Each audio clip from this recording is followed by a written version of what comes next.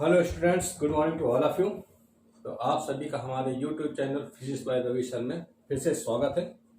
तो आज हम आगे अगला टॉपिक डिस्कस करेंगे कि एनर्जी पर यूनिट वॉल्यूम इन इलेक्ट्रिक फील्ड, गॉस थ्योरम का next part.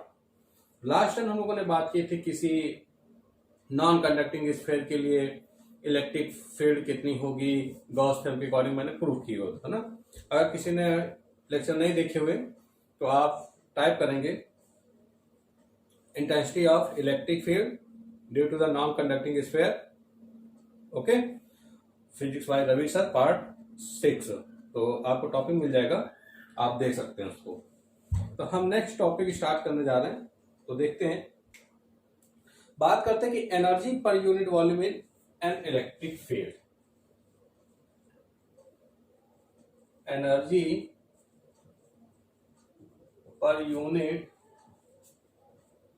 Volume in an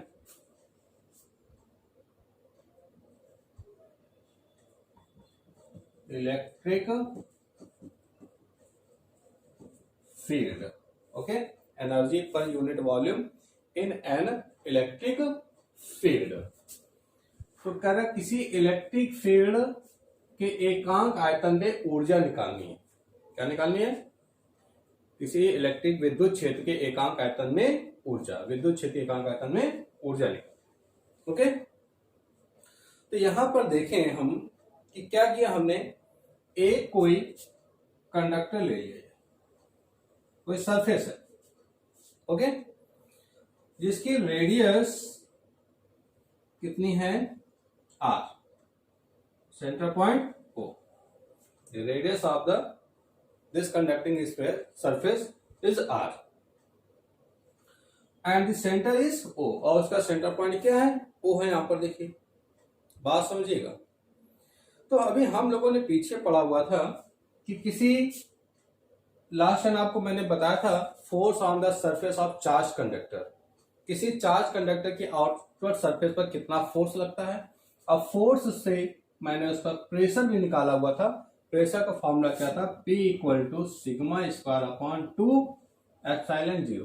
किसी चार्ज सरफेस के आउटसाइड पे प्रेशर की बात हुई थी। तो यहां पर मैंने कहा कि एक सरफेस दिख रही है आपको, स्फेरिकल चार्ज सरफेस है जिसकी रेडियस कितनी है, यहां पर r है, ओके। अब क्या किया यहां पर देखिए, तो मैं ये कह रहा हूं कि इस पर आउटसाइड सरफेस के आउटसाइड प्रेशर कितना होगा, जो कि फॉर्मूला पीछे भी प्रूव कर चुके हैं। यहां पर हम कह रहे हैं कि outside pressure on the outside pressure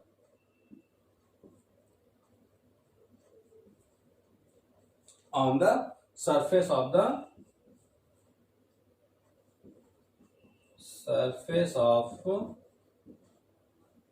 sphere, sphere के बाहरी पृष्ठ सतह पर कितना दाब होगा। तो पीछे हम लोगों ने पढ़ा था P equal to sigma square upon 2 epsilon 0, okay. मैंने भी आपसे कहा, अब हमारा पिछला लेक्चर देखिए, उसमें आपको ये टॉपिक कराया हुआ था। इतना यहां पर फोर्स लगा, इसको हमने क्या किया, चार्ज नहीं किया, आवेश नहीं दिया हुआ। देखिए यहाँ पे, या चार्जिंग कर दी मैंने यहाँ पर, मान लीजिए सपोज दैट चार्ज, तो उसके कारण फोर्स लगेगा तो प्रेशर इतना वर्क किया था। ये पिक्चर में पड़ा हुआ था, एक चार्ज सरफेस है, ओके।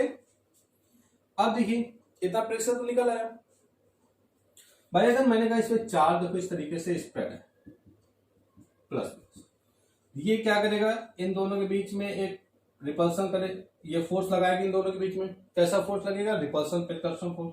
ये चार्ज है, आवेश, इनके बीच में प्रतिकर्षण बल लगेगा। यानी बल कहां लग रहा है, बाहर। और इसकी एरिया कितनी, सरफेस एरिया ए। तो अब हम ये कह रहे हैं कि outward force on the surface of the sphere, यानी इस सरफेस के पृष्ठ पर बाहर की ओर कितना बल लगेगा। क्योंकि मैंने कहा यहां जैसे चार्ज है, तो ये क्या करेगा, इस पर फोर्स लगाएगा, ऐसे प्रतिकर्षण होगा क्योंकि प्लस प्लस है, ये इस पर लगा रहा होगा ऐसे। यहां पर होगा तो ये इस पर लगेगा, रिपल करेगा, ये इस पर रिपल करेगा। यानी बाहर की ओर एक फोर्स लगेगा। कैसा फोर्स लगा, रिपल्सन फोर्स लगेगा, प्रतिकर्षण बल, है ना। तो हमने देखा बाहर क्यों दाब इतना लग रहा है, आउटसाइड प्रेशर, तो आउटसाइड प्रेशर में फोर्स कितना हो जाएगा, तो क्या निकालें, outward force on the surface of the sphere, outward force, okay, on the surface of the sphere. कितना फोर्स हो जाएगा, देखिए आप क्या जानते हैं कि P equal to F upon A होता है ना। अगर F इक्वल टू निकालेंगे तो क्या होगा, P इंटू ए, मीन्स टोटल प्रेशर जो फोर्स लग रहा है कितना है, P इंटू ए, इतना फोर्स इसके आउटवर्ड सरफेस पर वर्क कर रहा है। यहां तक बात क्लियर होगी। अब देखिए P की वैल्यू कितनी है यहाँ पर, sigma square upon 2 epsilon 0 into A किसका, इस स्फीयर का एरिया, इस स्फीयर का एरिया, तो स्फीयर है ना, स्फीयर का टोटल एरिया कितना होता है 4 पाई आर स्क्वायर, जिसको हम क्या राइट कर सकते हैं 4 पाई, रेडियस कितनी स्मॉल आर, ये निकल आया क्या, फोर्स निकल आया, ओके। अब क्या करते हैं हम, देखिए जरा कि ये जो स्फीयर थी जिसकी रेडियस कितनी थी आर, ये इसकी रेडियस कितनी थी आर, तो इतना फोर्स लग रहा है यहां से, आउटसाइड पे फोर्स लग रहा है। तो अब क्या किया, अगर इसकी सरफेस को हमने क्या किया, प्रेस किया, भाई बाहर की ओर प्रेशर लगा था, बाहर की ओर फोर्स लगा, तो इसकी सरफेस को क्या करिए हमने प्रेस किया बाहर की ओर, यानी कि इस पर एक कंप्रेस कर दिया। जब कंप्रेस किया हमने इसको, तो इसकी पोजीशन क्या आ गई,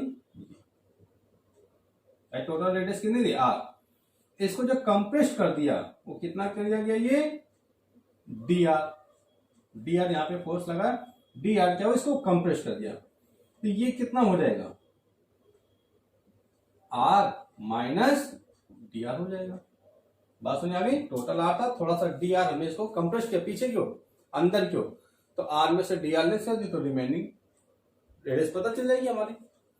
तो अब कह रहा है कि जब इतना ही कंप्रेस हो गया, R minus D R compress हो गया, during this time what is the work done to compress the sphere from the distance against the force, जो फोर्स लगाया हमने तो इसमें कंप्रेस कितना हो गया, डी आर हो गया। तो अब इस पर वर्क कितना करना पड़ेगा, भाई आप फोर्स लगाते हो, किसी सरफेस फोर्स लगाया तो डिस्प्लेसमेंट होगा, डिस्प्लेसमेंट होगा तो वर्क मिलेगा। तो अब हम कह रहे हैं जब इसको डी आर डिस्प्लेसमेंट दिया गया, अंदर को कंप्रेस किया गया, तो वर्क कितना हो जाएगा, क्या निकालें, work done to compress the sphere, देखिए work done compress to the sphere, है ना। कह रहा कि वर्क डन कितना होगा स्फीयर को कंप्रेस करने में, from the distance against this force, from the distance against this force, जो फोर्स लगाया हुआ इसमें, है ना। कह रहा work done to compress the sphere from the distance against this force, जो कितना डी आर हमने डिस्प्लेस किया ना, डी आर, तभी तो कितना हो गया remaining D R minus D are. जब डी आर इसको डिस्प्लेस किया, फोर्स कितना लगा था बाहर से एफ, तो ये डिस्प्लेसमेंट कितना हो गया डी आर। तो अब वर्क डन कितना हो जाएगा, तो वर्क डन कितना हो जाएगा, देखिए स्मॉल होगा क्योंकि डिस्प्लेसमेंट स्मॉल है, वर्क डन क्या होगा स्मॉल, तो work equal to force into displacement, force कितना होगा एफ, डिस्प्लेसमेंट कितना है डी आर हुआ, देखिए ये कितना हो गया। तो देखिए यहाँ पर डी डब्ल्यू क्या लिखा हुआ है, फोर्स, फोर्स कितना कैलकुलेट किया हमने, sigma square upon 2 epsilon 0, sigma square upon 2 epsilon 0 into 4 pi are square into D r. अब देखिए इसको हम क्या राइट कर सकते हैं, डी डब्ल्यू equal to sigma square upon 2 epsilon 0 into, इसको क्या राइट कर सकते हैं 4 pi are square into D r, right है यहाँ पर, देखिए 4 pi are square into D r. 4 pi are square क्या है, एरिया, देखिए यहाँ पे भी हमने लिखा था, ए को लिखा हुआ, ओके, ये क्या है एरिया है ना, क्या लिखा हुआ है, एरिया। और ये क्या आएगा, डी आर डिस्प्लेसमेंट, यानी एक डिस्टेंस है ये। तो एरिया इंटू डिस्टेंस यानी क्षेत्रफल गुणे दूरी को क्या लिख सकते हैं, वॉल्यूम लिख सकते हैं, आयतन लिख सकते हैं, नहीं लिख सकते आप भाई, क्या लिख सकते हैं, देखिए इसको डी वी लिख सकते हैं। क्या राइट करेंगे, डी वी। ये क्या है यहाँ पर, आयतन, because dv equal to 4 pi are square into D R. Clear हो गई बात। क्या लिखा, क्षेत्रफल इंटू दूरी, क्या हो गया, आयतन बन गया, यहाँ पर वॉल्यूम बन गया यहाँ पे। तो ये क्या निकल आया कि जो वर्क डन निकला है हमारा, अब हम ये कहते हैं कि इस पर टोटल एनर्जी कितनी स्टोर होगी, यानी जो वर्क डन हुआ वही क्या होती, टोटल एनर्जी होती, स्टोर्ड एनर्जी होती। तो कहते हैं stored energy in the entire electric field, stored energy in the entire electric field, plus charge होगा तभी इलेक्ट्रिक फील्ड यहां पर प्रोड्यूस होगी। तो कितना हो जाएगा टोटल, क्या करें इसका वर्क, इंटीग्रेशन कर दीजिए, इंटीग्रेशन करेंगे डी डब्ल्यू का, तो क्या आएगा, डब्ल्यू जैसे को लिखेंगे यू। ओके, क्या आएगा यहां पर, देखिए क्या करें इसका इंटीग्रेशन, तो integration sigma square upon 2 epsilon 0 into DV. यानी इतनी एनर्जी यहां पर स्टोर होगी, टोटल एनर्जी कैलकुलेट हो गई इस इलेक्ट्रिक फील्ड पर। तो अगर ये कहा जाए कि stored energy per unit volume, stored energy per unit volume कि एकांक आयतन में कितनी ऊर्जा इसकी होगी, देखिए। तो क्या करेंगे, क्या करें भाई, ये टोटल एनर्जी निकाली हमने यहाँ पर, तो पर यूनिट वॉल्यूम करा यानी यूवी। तो जो टोटल एनर्जी है उस पर वॉल्यूम से डिवाइड कर दो, या क्या डिवाइड कर सकते हैं, डी डब्ल्यू अपॉन डीवी। जैसे इस क्वेश्चन से देखिए डीवी किधर ले आइए, तो पर यूनिट वॉल्यूम पे वर्क डन आ जाएगा कितना, सिग्मा स्क्वायर अपॉन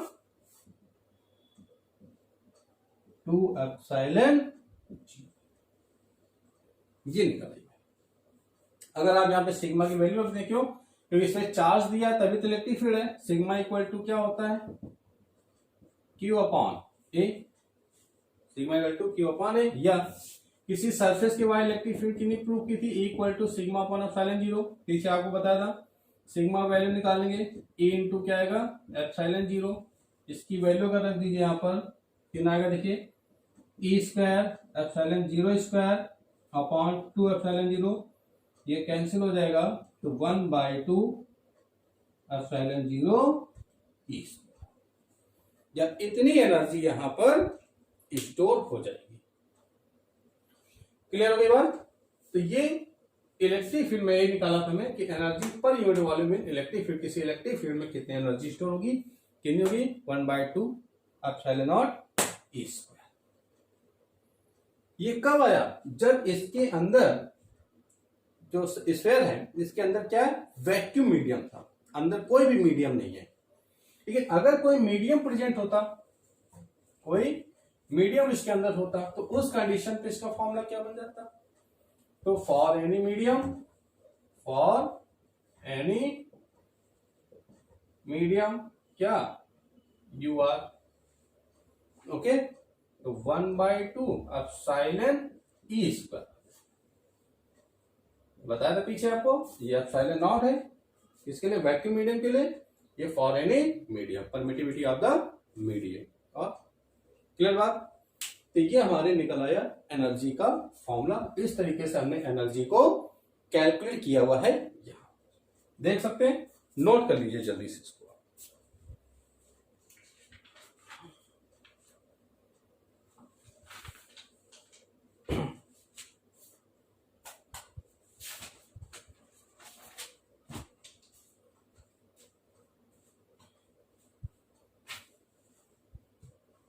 ओके, चलिए स्टार्ट करते हैं, नेक्स्ट टॉपिक देखते हैं ना।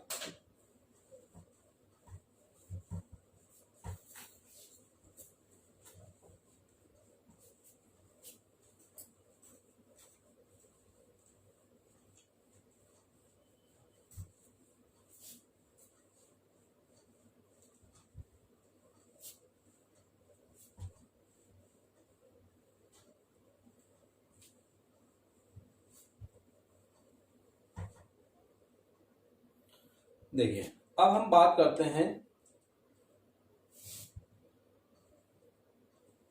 Equilibrium of charge soft bubble.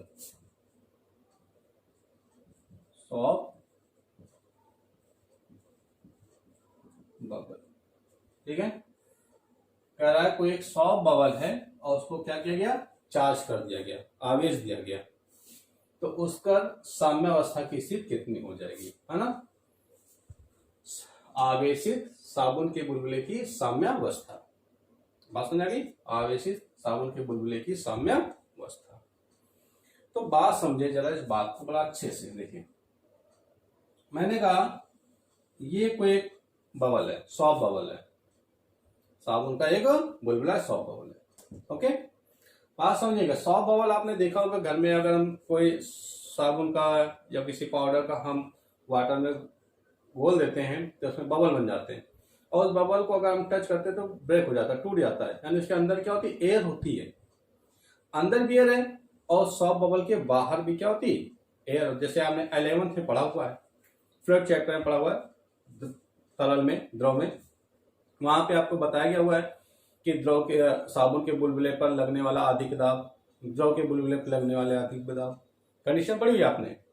तो यहाँ पर हम वही बात करने जा रहे हैं कि एक साबुन का बुलबुला है, उसके अंदर क्या यहाँ पर एयर है, दाब होगा, एयर होगा, बाहर क्या इसके चारों ओर यहाँ भी एयर है, तो बाहर जो हमारे ऊपर दाब काम कर रहा है वो क्या है, वायुमंडलीय दाब। इसी प्रकार बुलबुले के ऊपर जो दाब काम करेगा वो क्या होगा, वायुमंडलीय दाब। तो हमने कहा यहाँ पर कि जब अंदर एयर है, अंदर एयर भरी है, देखिए इसके अंदर, तो अंदर ये क्या करे, एयर इस पर प्रेशर डालेगी, सतह पर क्या करेगी, एक दाब डालेगा। एक कमरे के अंदर क्या है, मान लीजिए कोई एयर भरी है, तो एयर क्या करेगी, भगेगी इधर उधर, तो दीवारों पे क्या करेगी, दाब डालेगी, आरोपित करेगी। तो ये अंदर की ओर जिस पे प्रेशर लग रहा, मैं कह रहा हूं ये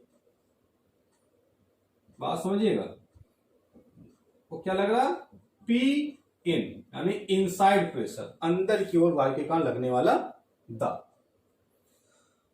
अब देखिए ये तो अंदर, इसी कारण बाहर, यहां पर बाहर क्या करेगा, वायुमंडलीय दाब काम करेगा।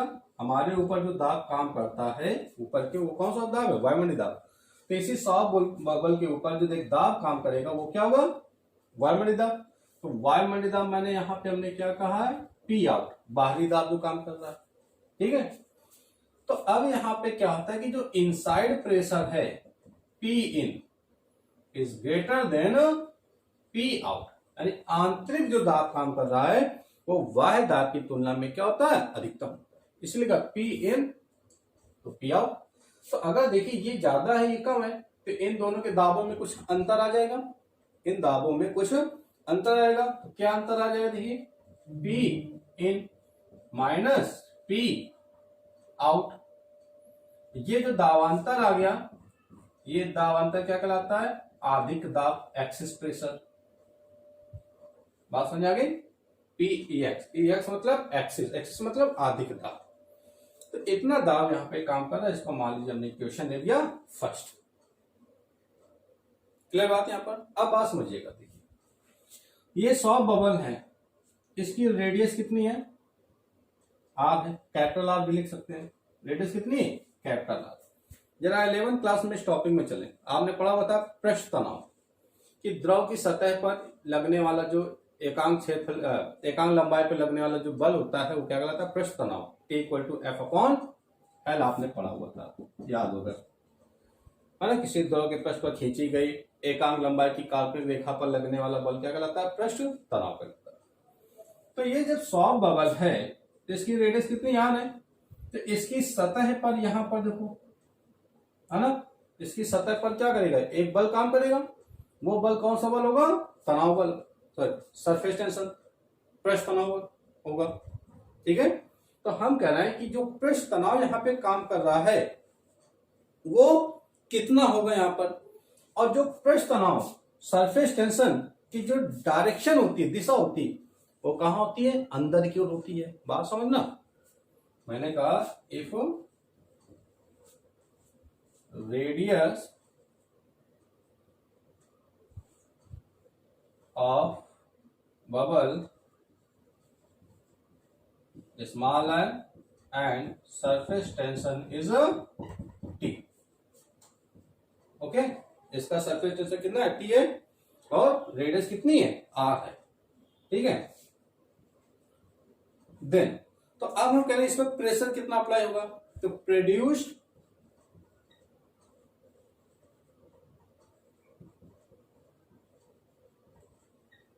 Pressure due to surface tension,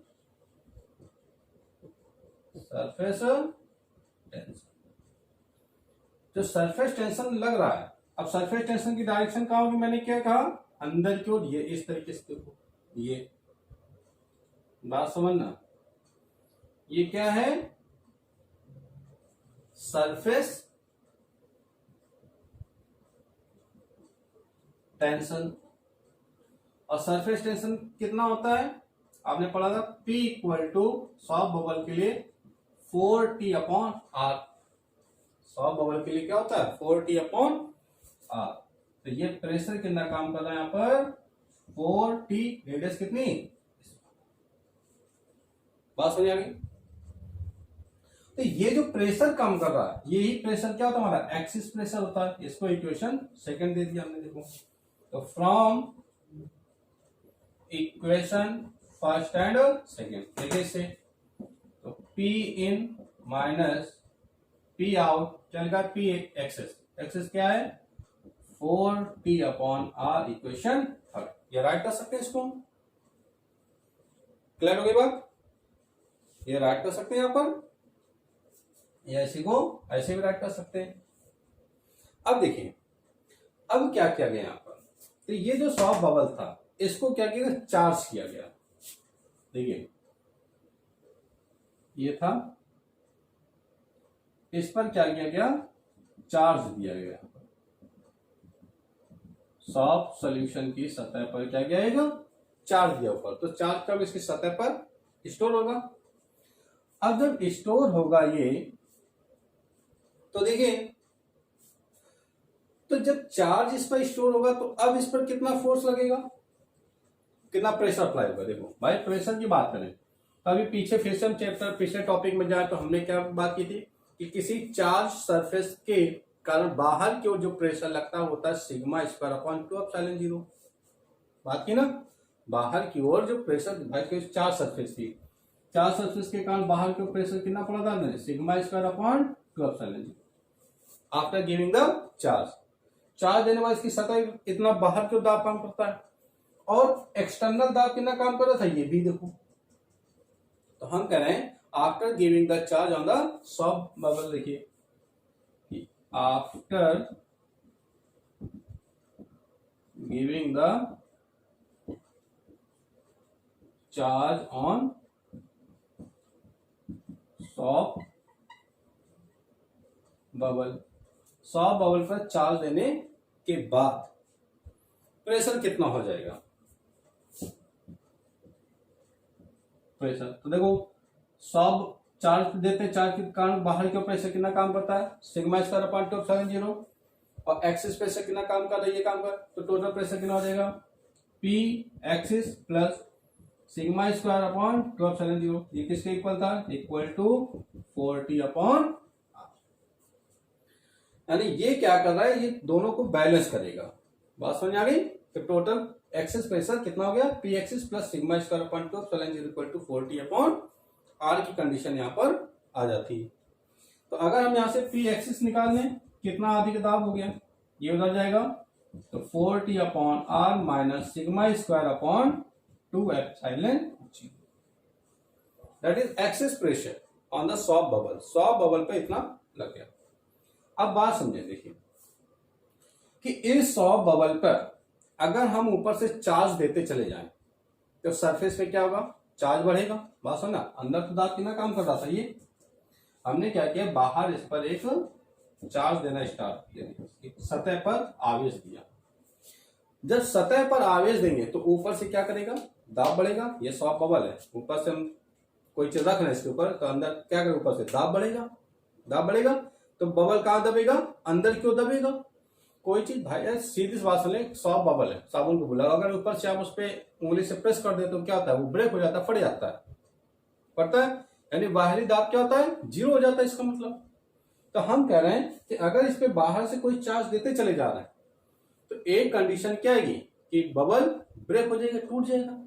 जैसे टूटेगा ब्रेक हो जाएगा, इसका मतलब जो प्रेशर काम कर रहा था, आउटसाइड प्रेशर, एक्सेस प्रेशर, वो क्या होगा, जीरो हो जाएगा। बात समझ रहे हैं? तो हम कहते हैं after increasing the charge, after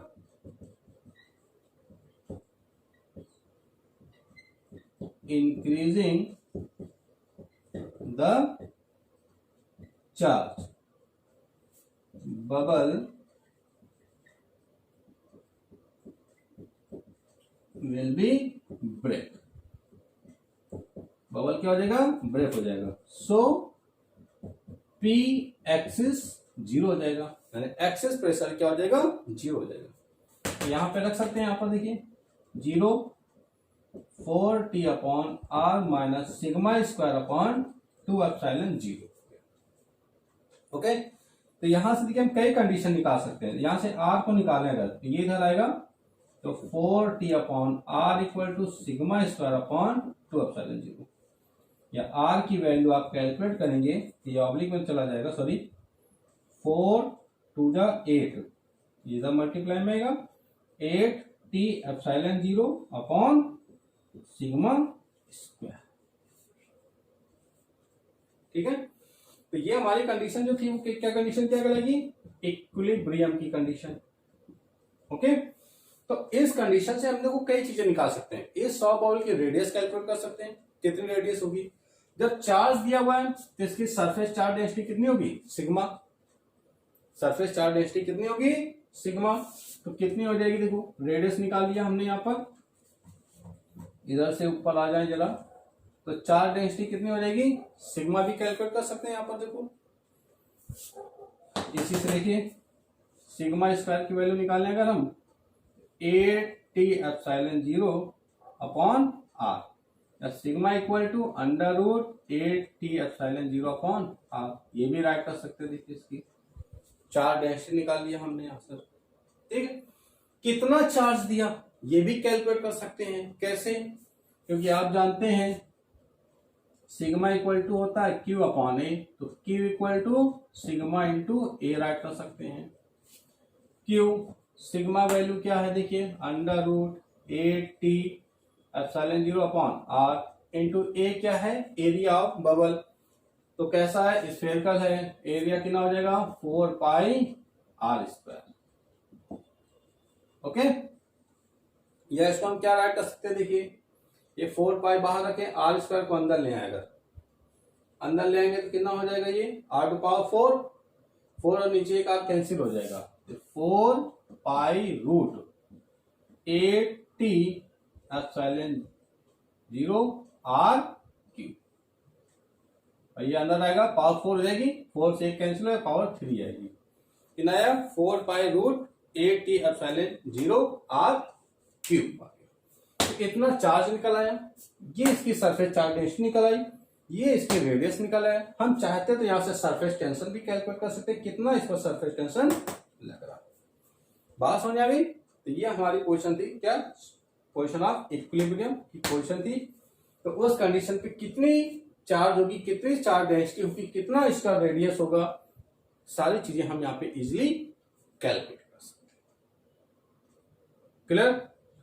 देख के आप नोट कर सकते हैं, जल्दी से इसको नोट कर लीजिए।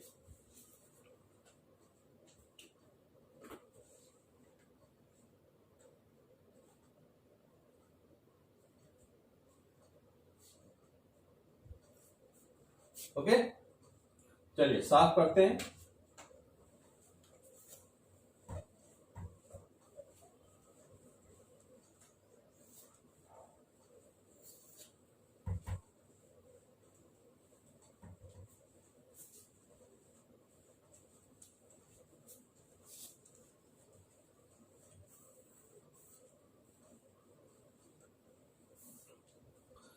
तो यहां से हमारा जो सेकेंड चैप्टर चल रहा था इलेक्ट्रोस्टैटिक फिजिक्स का, गॉस थ्योरम यहां से कंप्लीट होता है।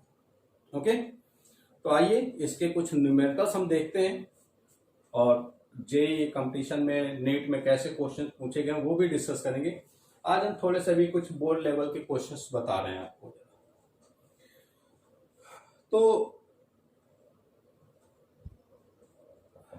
देखते हैं क्वेश्चन कह रहा है कि अगर N infinite line charge produces a field an infinite line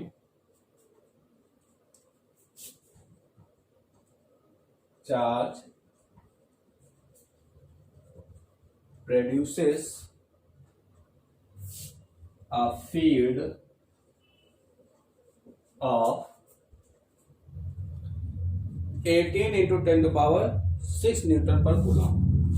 18 into 10 to power 6 Newton per coulomb. At a distance of 5 centimeter. At a distance of 5 centimeter. ठीक है, तो calculate the linear charge density.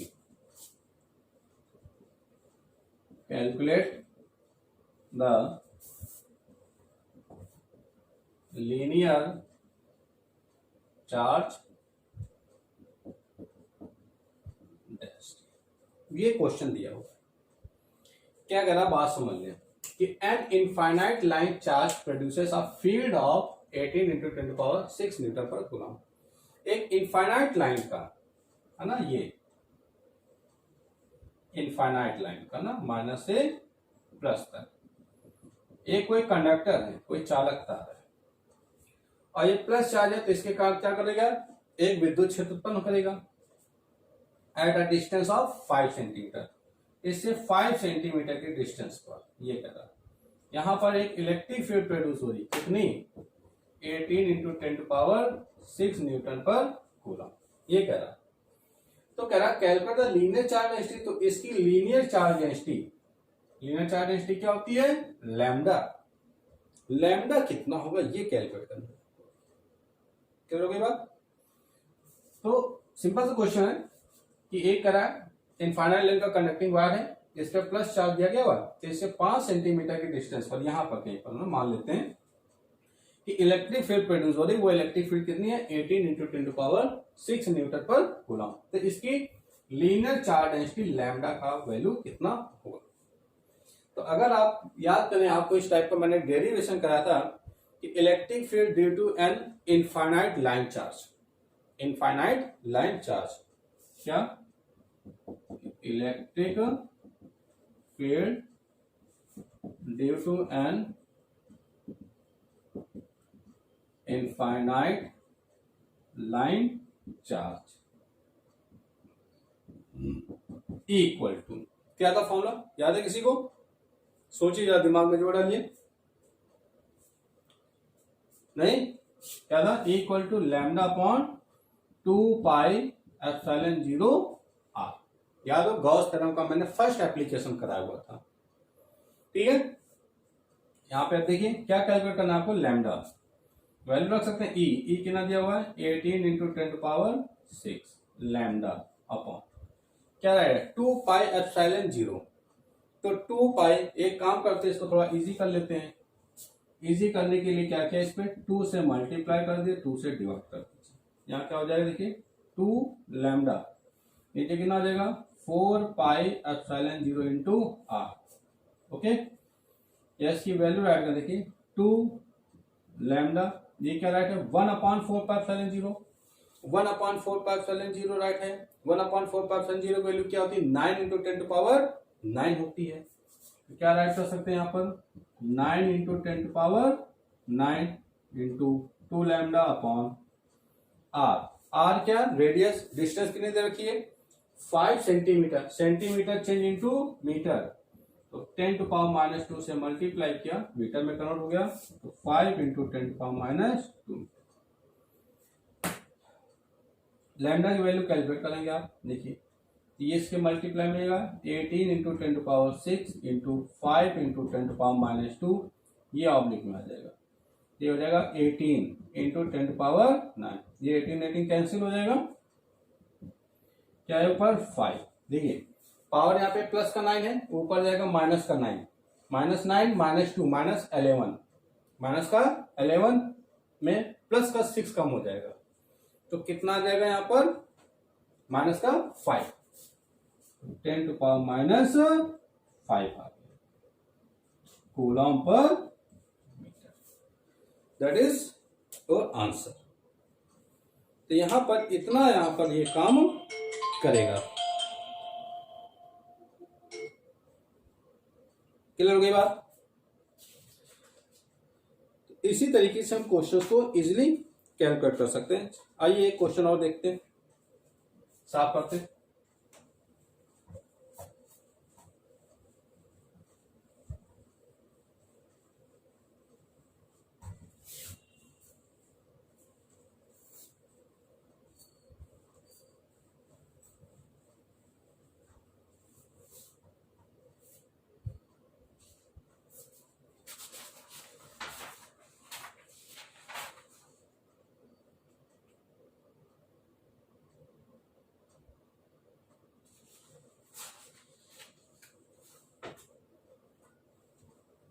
देखिए next करा, एक electric field दे रखी हुई है। जरा क्वेश्चन देखते हैं हम कि electric field equal to 6i plus 3j plus 4k।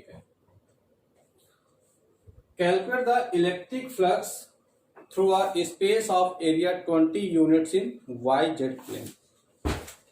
YZ plane कह रहा कि YZ प्लेन पे बात कर रहा ना, तो बना लेते हैं प्लेन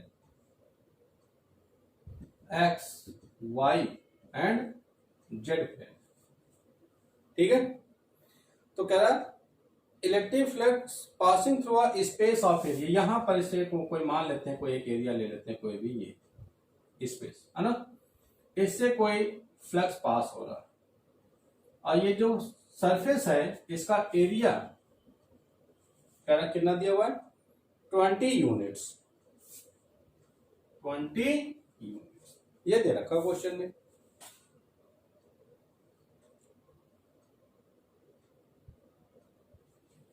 एक सेकेंड, कह रहा calculate the electric flux passing through a space of area 20 units in YZ plane.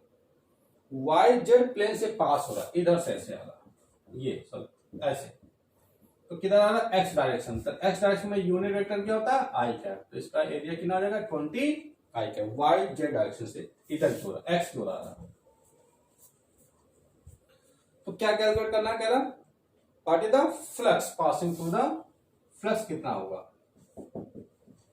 तो देखिए क्या होता है, मैंने आपको बताया phi equal to A dot A कितना दिया हुआ है 6i plus 3j plus 4k dot A कितना है 20i। अरे क्वेश्चन बहुत सिंपल सा आप कर सकते हैं इसको। आपने 11th में पढ़ा हुआ वेक्टर मेथड, तो आपको मैंने वहां पे बताया जाता है आपको, या मैंने बताया कि i dot I, j dot J, k dot के की वैल्यू क्या होती है ऊपर हो जाती है। i dot J, j dot के, k डॉट आई सारी वैल्यू 0 हो जाती है। सीधा सा फैक्टर है यार, यहाँ पे i वाले को i से मल्टीप्लाई कर दो, अदर टर्म्स 0 हो जाएंगे। तो अगर 20 का इसका मतलब देखिए i वाले को i से करेंगे कितना हो जाएगा 6 इंटू 20 120 i डॉट आई इधर कितना देखिए कितना आ जाएगा 60, कितना हो जाएगा i डॉट जे, इसका मल्टीप्लाई 80 या k डॉट आई या i डॉट के लिख सकते हैं ना। ये वाले टर्म देखो i डॉट जे 0 हो जाएगा, ओके, क्योंकि आप जानते हो कि i dot I, j dot J, k dot के की वैल्यू 1 होती है। Other terms i dot J, j dot के, k डॉट आई क्या होता है 0 हो जाता है। तो सारे टर्म 0 हो जाएंगे, i डॉट आई की वैल्यू कितनी हो जाएगी 1, तो 120 इंटू 1 इक्वल टू 120, 120 यूनिट इतना फ्लक्स इससे पास होगा। क्लियर हो गई बात? तो यहां तक जो हमने बात की गॉस थ्योरम, जो चैप्टर था इलेक्ट्रोस्टैटिक फिजिक्स का हमारा पार्ट 2, वो यहां से कंप्लीट होता है। अगले लेक्चर पे हम इसके न्यूमेरिकल्स की बात करेंगे कि कैसे हमारे बोर्ड एग्जाम में क्वेश्चंस आते हैं, कैसे हमारे आईआईटी जेईई मेंस में क्वेश्चंस आए, इनकी क्वेश्चंस की बात करेंगे नेक्स्ट लेक्चर में। ओके, हमारा इलेक्ट्रोस्टैटिक में 4 चैप्टर हैं, आपको बता दिया जाए। पहला आपने बात की चार्ज एंड इलेक्ट्रिक फील्ड, फिर हमने सेकंड चैप्टर बात किया गॉस थ्योरम, तीसरी बात करेंगे अभी पोटेंशियल, इलेक्ट्रिक पोटेंशियल, फिर बात करेंगे इसके इलेक्ट्रिक कैपेसिटेंस। ये 4 चैप्टर हैं और ये 4 चैप्टर जो हमारे राजस्थान बोर्ड में है वो 7 मार्क्स का आता है। अलग अलग बोर्ड्स में अलग अलग अकॉर्डिंग डिवाइड होता है, एनसीईआरटी के अकॉर्डिंग अलग डिवाइड होता है ना। तो तब तक के लिए आप अपना चैप्टर जो हमने कराए हुए क्वेश्चंस आप प्रैक्टिस करें। प्रैक्टिस करने के बाद जो भी आपकी प्रॉब्लम्स हो डिस्कस करेंगे आप मुझसे। तब तक के लिए बेस्ट ऑफ लक। चैनल को लाइक, सब्सक्राइब और शेयर करना ना भूलें, ताकि ज्यादा से ज्यादा लोगों तक ये वीडियो हमारे पहुंच सके और बच्चों का इससे भला हो सके। ओके, तब तक के लिए बेस्ट ऑफ लक।